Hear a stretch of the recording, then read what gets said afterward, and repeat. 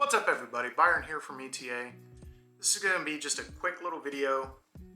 We're going to go ahead and I'm going to demonstrate the use of the sight pusher that was sent over to me for evaluation. My first free product that I get to review. I'm kind of proud of this. This is a hallmark moment for me. And we're going to have a link down in the description below, don't worry. But this is the PST-35 Universal Front and Rear Sight Tool. So I've got this 1911, which this happens to be one of my favorite carry guns ever, but Ruger has a problem, and these bushings for and screws for the grips, they keep coming loose. So I've had to get correct size bushings, and I got some pretty slick little brass hardware. And the link for this will also be down in the description below. We're going to use a little Loctite, and then we are going to go ahead and replace the standard Novak sights with some True Glow tritiums. Now, because this is a Commander, I'm going with a 260-inch front and a 500 rear. These are for the Novak low mount cut. So we're just going to basically drive these out, front and rear, and we're going to drive the new ones in. And if the sight pusher doesn't have enough pizzazz, we've got a little brass punch, and we'll do it the old-fashioned way. But for right now, we're going to go ahead and we're going to do the low-hanging fruit, which is the grip screws and bushings. These are from Cool Hand, and these were surprisingly inexpensive. I've read a lot of good reviews. A lot of people really like them. They also come with a nice Torx bit and the O-rings.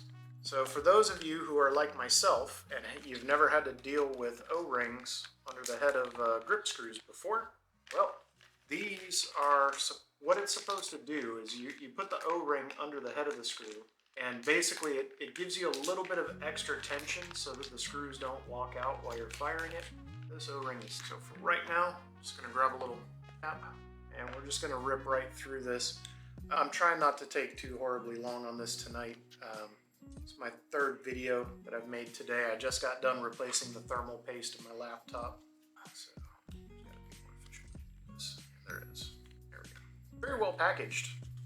So, Cool Beans, Cool Hand. Go ahead, take the hex screws out, next size down. Looks like a 2mm is what Ruger uses. I guess it was 2.5. I thought it was 2.5 for some reason. Apparently, it's not metric. That's why they make bit drivers, right? Cool, there we go. Go ahead and pop these bad boys out. So the problem with these particular grips on this gun is designed to use the slim bushings, and as you can see, my bushing has just walked out. So we're gonna have all kinds of fun. Luckily I brought a pair of pliers. We've got brand new bushings, so I'm not really too worried about it if I dingus the threads on these particular bushings. But I do happen to like having spare parts, so, you know, there's that. Father mucker. That works. Yep, that'll work. Try my needle nose here.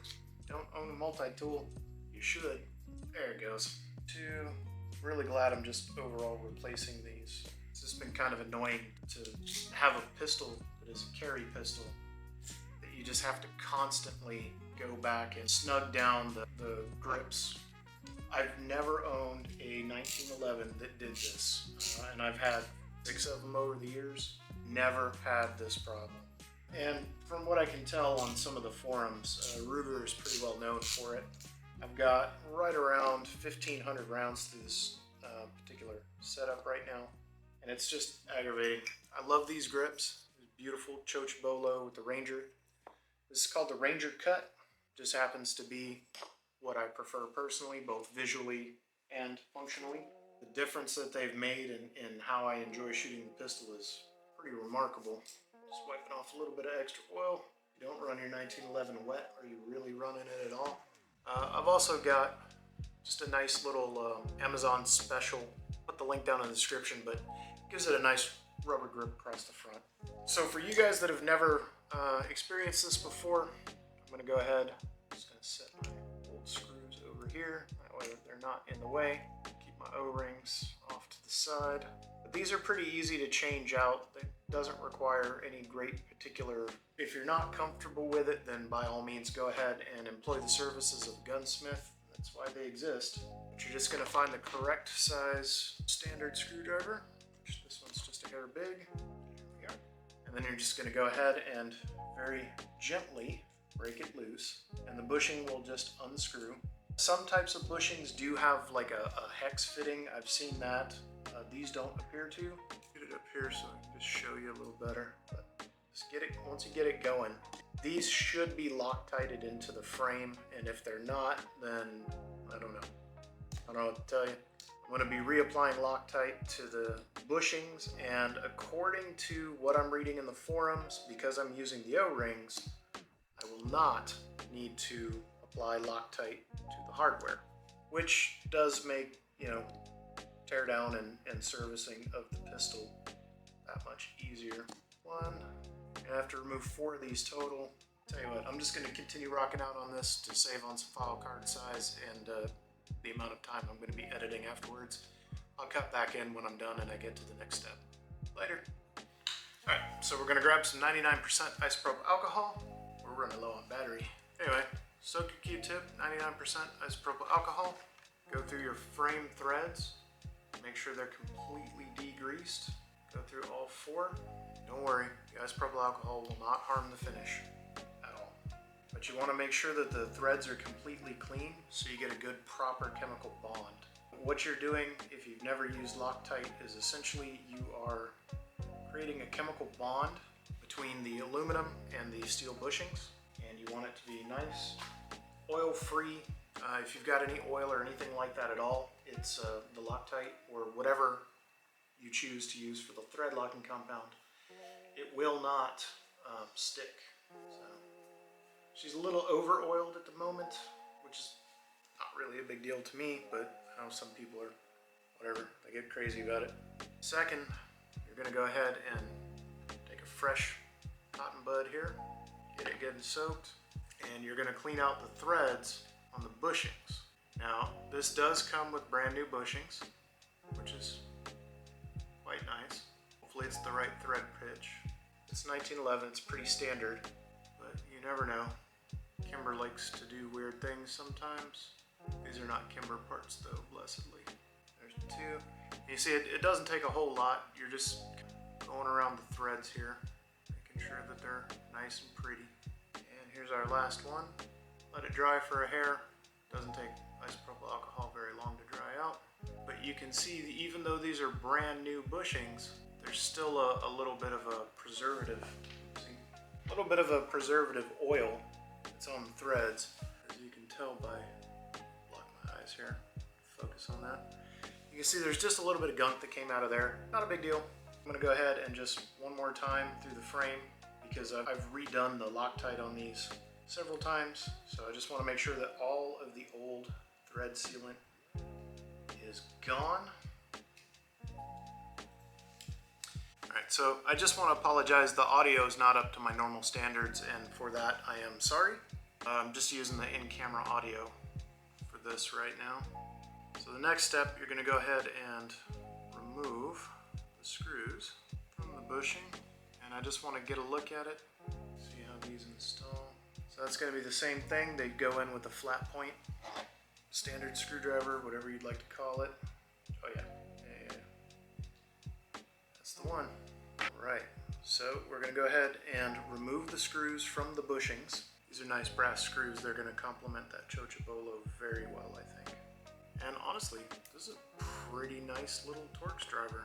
Quite a handy size. Yeah, Cool Hand. That's the Cool Hand brand. There we go. It's kind of hard to tell on that little screen if you guys can see. But it's not a project that takes a whole lot of time. So, there we go. And you can see there's a little bit of a length difference between the two.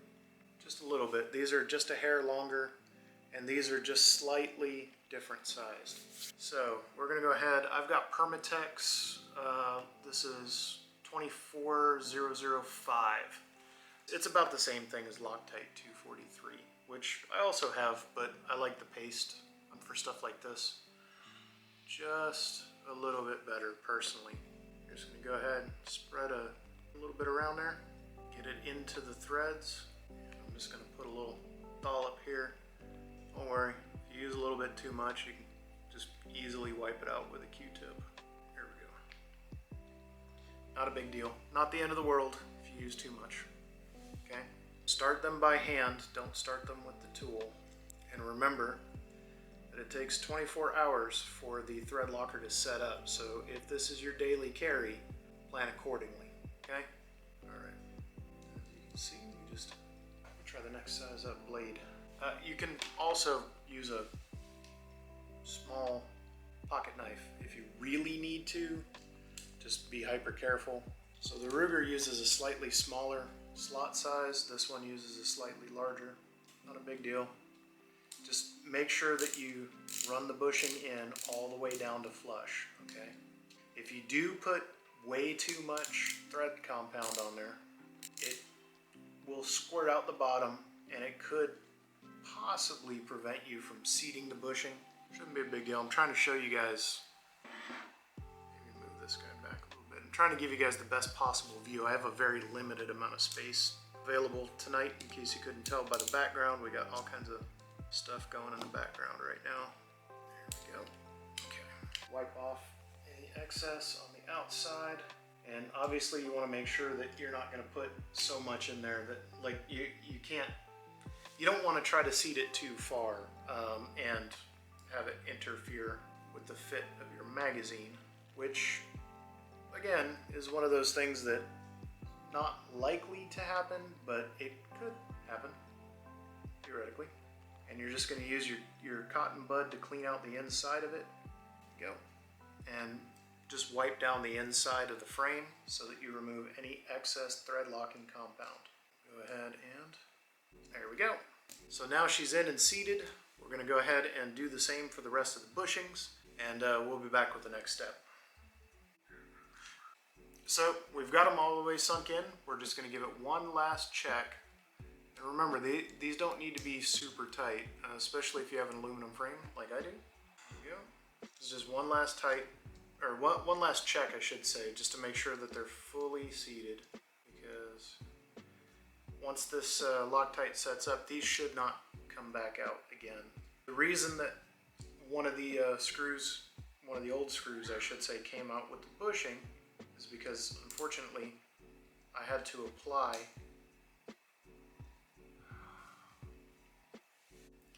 So now, as you can see, we're all finished up. The grips and the screws lined up nicely. I don't believe that my grips are going to be wandering around anymore, which is a very good thing. I've had to stop carrying the pistol, and that's too bad because I love this thing. I did not get a chance to show you, however, the O-ring goes under the head of the screw, and then you screw it in. So the O-ring is between the wood and the actual screw itself. Yeah, these are nice. I do not believe that these are going to come loose again. And if they do, I will update this review. And I'll do just a quick little short, and I'll show you guys what happened and how I chose to fix it. So now, we're done with that, and we're going to go ahead and move on to the sights.